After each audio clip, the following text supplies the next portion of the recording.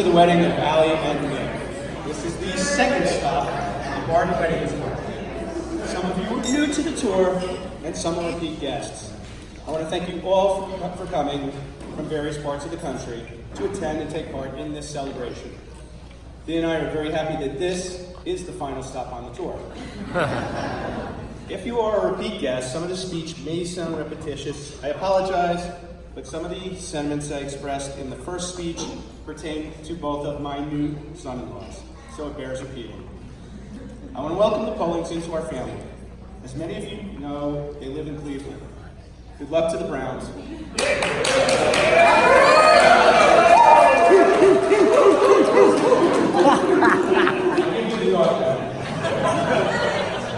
As Dolphin fans, we still feel the pain you have felt for the last 10 years.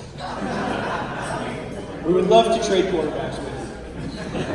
Because we live in two different states, we really don't get to spend much time with you.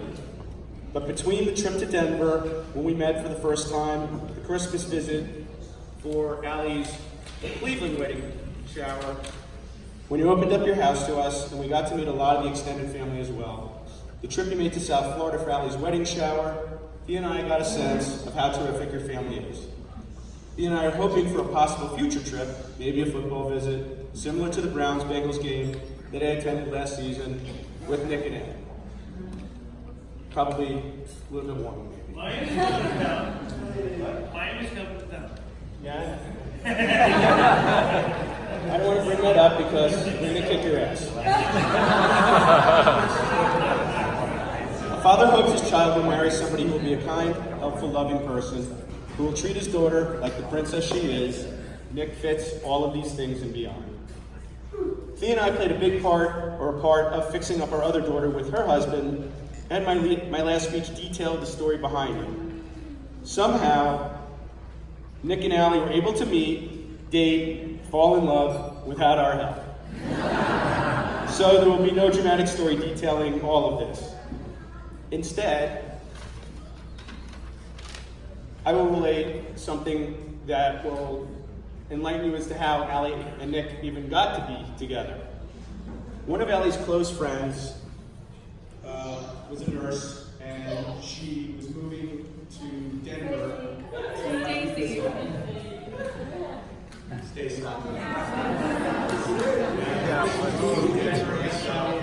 She would like to join her. Now, one of Allie's major attributes is her sense of adventure. So Allie, who was about to sign a new lease in Fort Lauderdale for a year, said, "Sure, I'll go with you." Stacy had an apartment lined up, and Allie was going to stay with her. So, as it happened, Stacy's end fell through, but Allie went anyway. Allie had no place to live. Allie had nothing going. She took bull by the horns and found a place to live, and she just loves an adventure. So the rest is history. She settled in Cleveland and settled in Colorado, Denver, and the rest is history.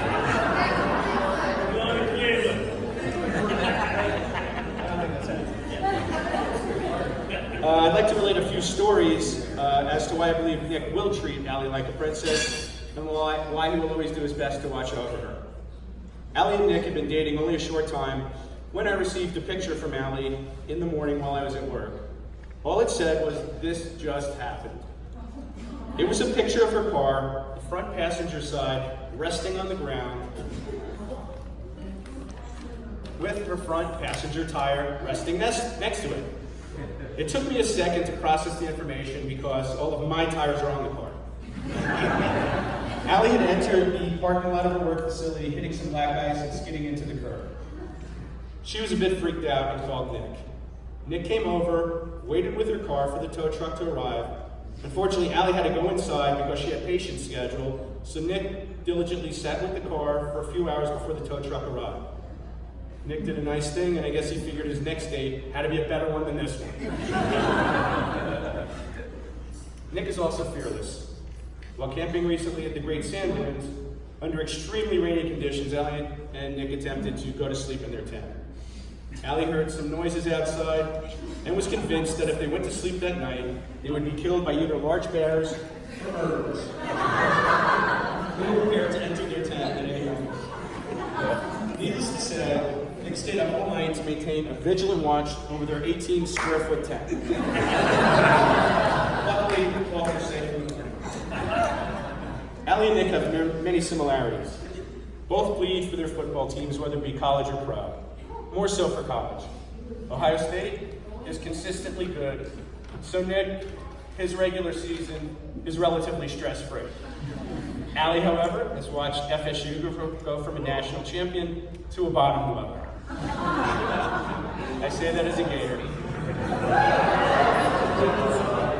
Last football season, when the Seminoles were on their way to losing another game, Nick called us to say, "I'm really worried about Allie. She's not handling this well." I really don't know what to do this season. Get ready. FSU plays tomorrow, and it starts all over again.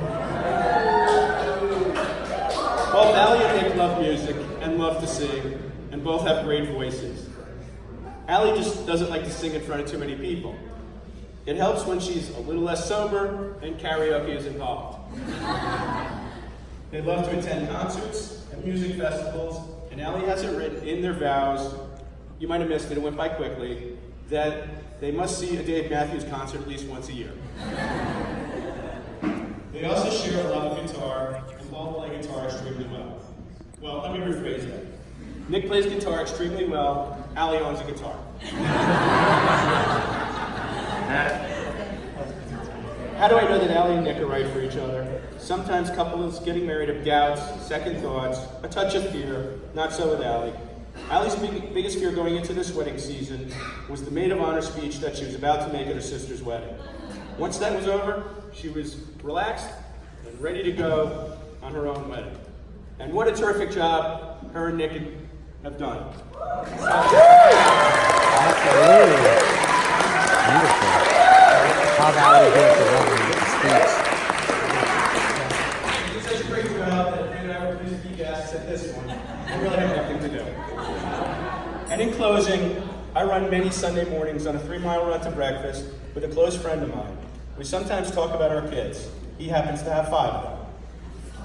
He has said on more than one occasion, a father is as happy as only his unhappiest kid. Today, I can't imagine being any happier. So raise your glass to the newest married couple, Allie and Nick Foley. Hey! There's a little shot right there. Let's hear it for Steve. Woo! All right. Yeah!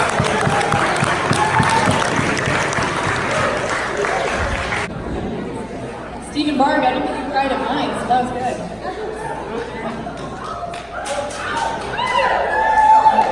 Yeah! I was going to say, what is this, Black Panther over here? Kind of looks like the red wedding scene from Game of Thrones. Anyways, for those of you who don't know me, I'm Taryn, Allie's younger sister, also known as Matron of Honor, or most famously as the reigning champion of our fantasy football league. You need me to repeat that one? I thought I would take this time to impart some wisdom and tips about marriage to the newlyweds, since I've been married for just under 2 months now, and I'm clearly not smart. I wanted to start by thanking everyone here with us tonight to celebrate Allie and Nick. This has been such an exciting year for the Bargs. The Pollings and Coopers are such an amazing addition to our small family.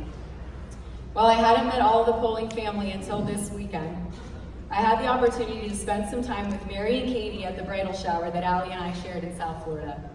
I already knew what a kind and loving family Allie was marrying into, and meeting the rest of the gang this weekend only reaffirmed how wonderful you all are. So thank you so much to Mary and Ed Polling, my parents, and of all of the friends and family who traveled near and far to be here this weekend. Especially those of you who are now attending the second Barg wedding of the year. Shout out to you guys, the real MVPs. There's a lot people could say when it comes to their siblings. Allie truly defines what it means to be a big sister, in all senses of the word. She would bully me growing up, but also protect me from bullies. She was always taller and stronger, but helped me develop my confidence. She was a mentor to me, whether she knew it or not, teaching me things, some good, some not so good, like how to party like a rock star. Allie has shown me how to be a dedicated friend. She's always put her friends first and stayed connected to them no matter where she's lived or what stage of life they were all in. This also leads me to how she subliminally taught me the feeling of FOMO. For those of you non-millennials who may not hear this term regularly, this stands for fear of missing out. And let me tell you, I thought I had it bad, but Allie suffers a severe case of this. It can be stressful at times to cope with, but it's made Allie the fun and social person she is today. As proof of this, you should all know Allie and Nick have attended 5 concerts, well, Allie's gone to 6 now, in the last 3 weeks leading up to tonight. Need I say more? Who does that? Allie would be the first to tell you how annoying I might have seemed as a little girl, following her around and wanting to sit in her room when she had playdates with her friends. The FOMO began at quite a young age for me. I always knew that wherever Allie and her friends were hanging out was a guaranteed good time, and not much has changed. Allie genuinely has the best friends.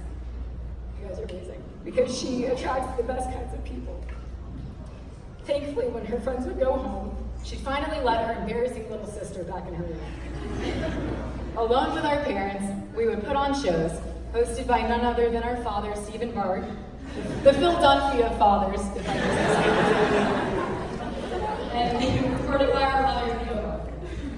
We would sing and dance together to a packed house of Barbies, Beanie Babies, and other stuffed animals.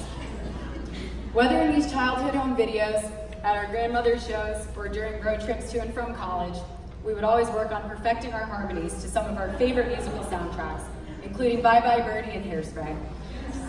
We eventually began singing classics from the likes of Shania Twain and Celine Dion. Regardless of the artist, Allie loves belting like it's nobody's business, even when she's not sure of the words or lyrics, something that's always made me laugh and admire her. Some of my favorite memories growing up were of Allie and I having sleepovers in each other's trundle beds, staring up at our 1990s glow-in-the-dark stars and planets, discussing the critical major events happening in a child's life at that time. It was the little things like this that I'll cherish forever. I especially loved the times that Allie came into my room in the middle of the night and woke me up to tell me that she couldn't sleep because of the ghost or spirit living in her bedroom. Good luck with that one, Nick.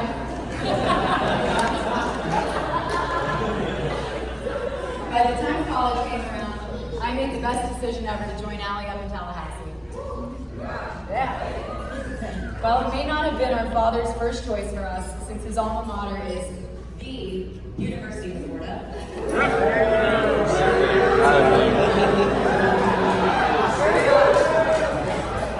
He did happen to marry our beautiful mother, who paved the way as an FSU grad.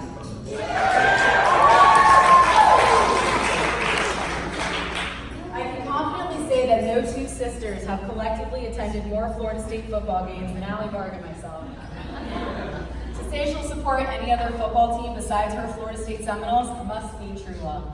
The Ohio State Buckeyes and Cleveland Browns are now in Allie's lineup of favorite teams, and at some convenient time, might I add, with the addition of Jarvis and Odell on your spot, sounds like collusion to me.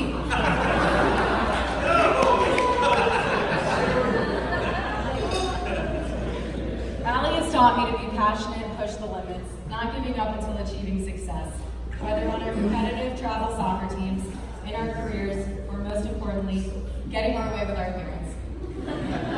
Allie was fearless, driven, carefree, independent, and there were plenty of times where we thought she wouldn't need a man to complete her, until Nick came along. It only took living in Tampa, Boston, Fort Lauderdale, Rhode Island, Houston, and then Denver, otherwise known as Denver, for Allie to find her match. Nick, after the first time or two of us visiting Denver and meeting you, Justin and I would leave and both say, man, I hope this works out. We love this guy. We truly hope since day one that you and Allie would stick, and here we are today. I couldn't be happier and thrilled for you both that this day has finally come. I'm so excited that my big sister has her new partner in crime for this next chapter of her life. Nick, I can now pass you the torch on being Allie's sleepover buddy, road trip adventurer, music festival and concert companion, sports game attendee, and most importantly, singing partner. You really are the yin to Allie's yang. She's the Bruce Tier Springsteen.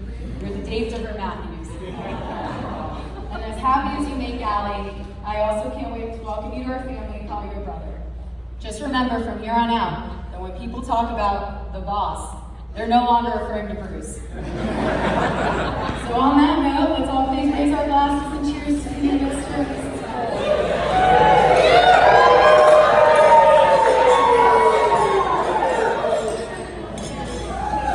Let's hear it for Karen, please. All right, well, good evening, everybody.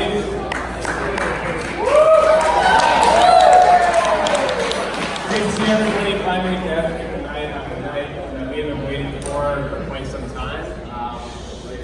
I've never seen so many people from Ohio and Florida travel to Denver this quickly. It will be legalized in your states very soon, too. Let me start off by complimenting Allie on how beautiful she was tonight.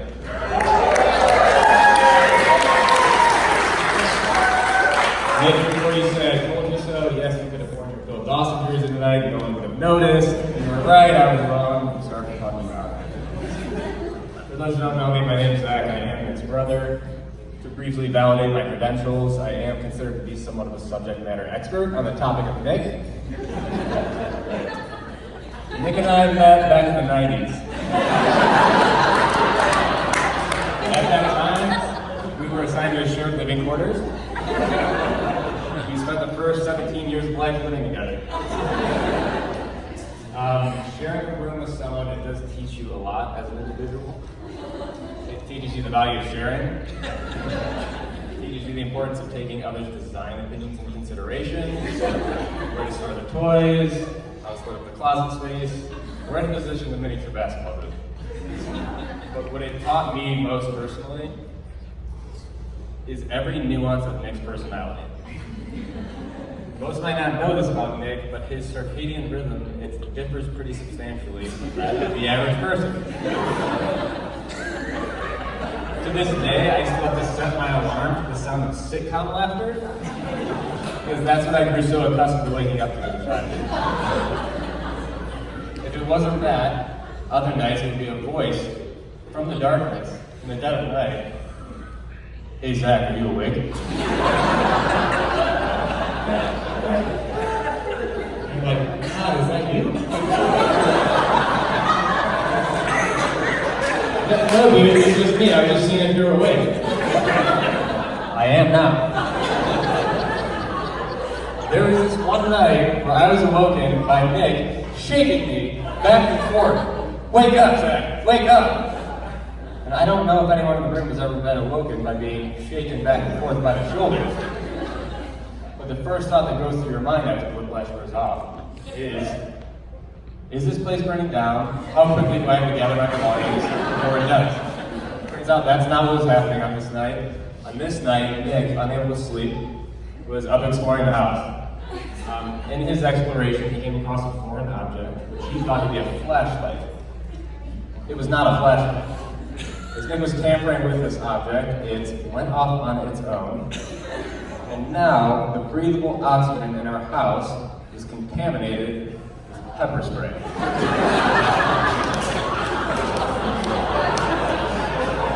While I'm trying to figure out why we have pepper spray in our house, Nick has emptied our linen closet and has begun shoving towels underneath the crevice of our bedroom door.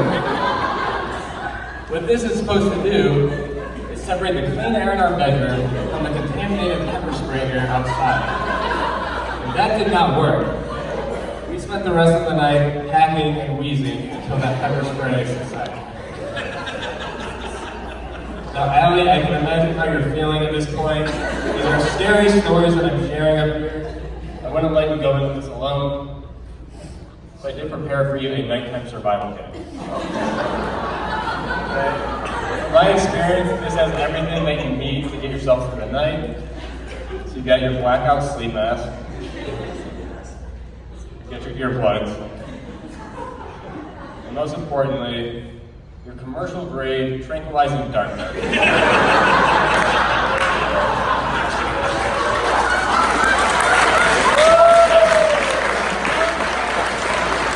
Use it early and often.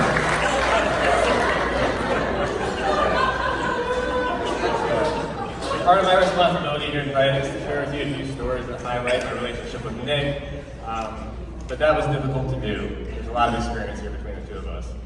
So as I was going through my speech preparation, I came across a brainstorm list that I put together back when Nick first asked me to be his best man. So I figured rather than choose a few, I would just go ahead and read that list for you. So keep in mind, these are not fully fleshed out ideas. These are things I was once thinking of talking about, potential fragments. Here it goes. It paints a picture, you'll get it. As a kid, Nick used to sleep with a plastic shovel. True story. When we were kids, Nick hitting me in the head with a metal shovel. Bruce Springsteen, Warren Zevon, the David Brothers. The time Allie read her list of all the phrases Nick says that no one knows the meanings of. Adopting our dog Jack together in college, sub-bullet. Jack came out to escape from his kennel while we were gone, sub-bullet 2. Jack causing us to lose our security deposits. Family parties with aunts, uncles, and cousins.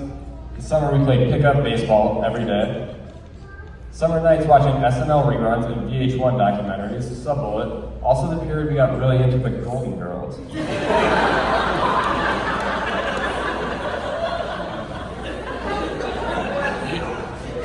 Elyria Catholic football, the two-man band we created called Pulling Strings, sub-bullet.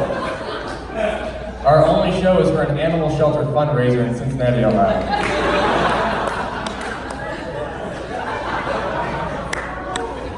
Katie and Julia taking us to our first concerts. In third grade, Nick's teacher let them stand in front of the class at the end of each day and broadcast the weather report. Sunday movie nights with our cousins. When we both couldn't sleep, playing a game called the People Game, sub-bullet. Later learning the People Game was just a modified version of 20 questions with a focus on guessing people's identities. Nick's days in high school where he wore bandanas a lot.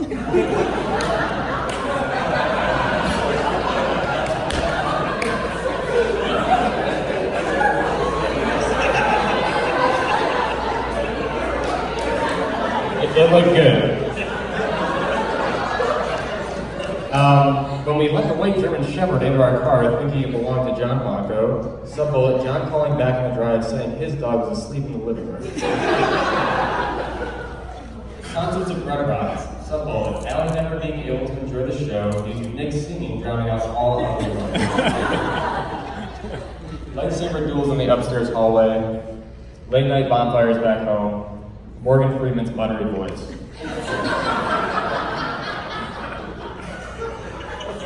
That last one I think spilled over from my Cards Against Humanity list. It was a semi-best man Wednesday. So let's talk Nick and Allie. So when Nick first met Allie, I remember the conversation, I'm paraphrasing, and Nick saying, "Dude, I met this girl and I really like her."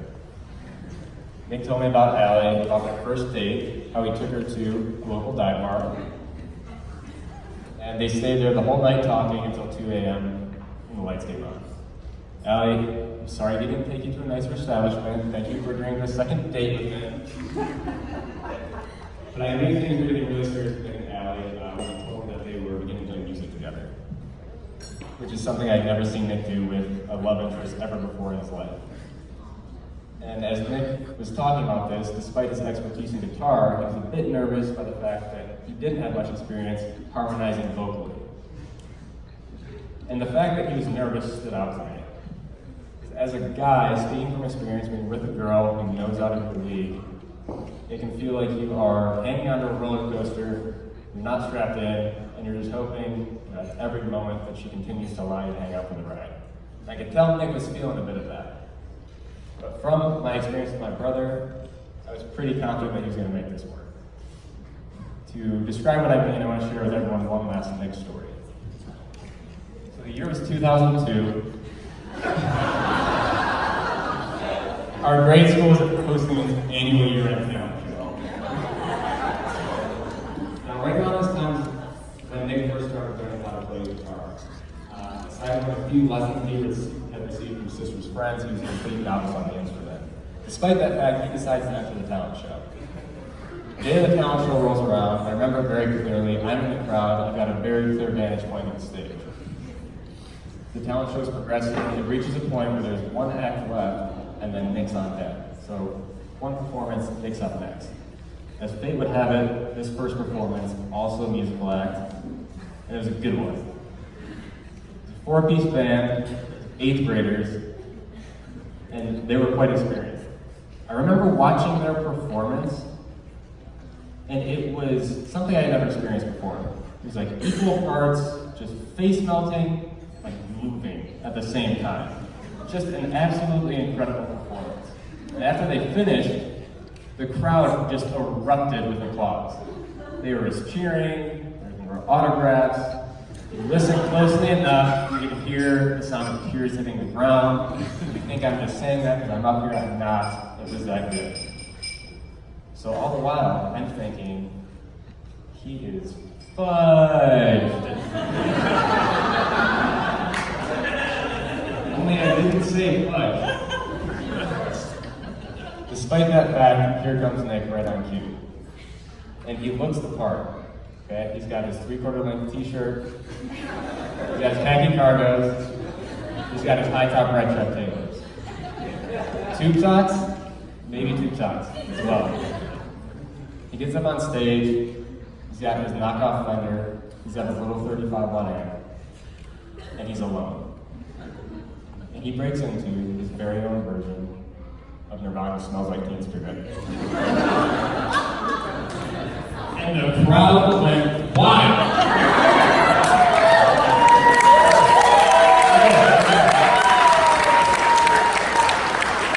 They didn't go wild, okay? They didn't go wild. They're still kind of exhausted from the applause and the tears from the first group, but I mean, the point, he finished the song. And he did get a pretty good round of applause after. So after this, he's going to give me a bunch of crap for sharing that story with you. I don't care. Sitting in the audience that day, looking back on that today, that's one of the proudest memories that I have in my brother. And it says a lot about the type of person that he is. He's authentic, he doesn't let public opinion influence his decision making, and he's incredibly courageous. I think I've got to imagine that those traits are a big part of what drew Allie to you. And I know that level of courage is what allowed you to join the early grades. As someone who spent the first 17 years of life sharing with you, let me be the first to say how happy I am you found someone so perfect to share it with for the rest of your life.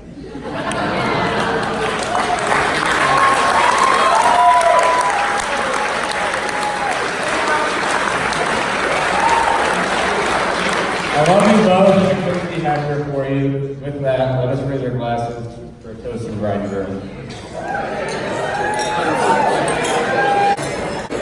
Let's do it.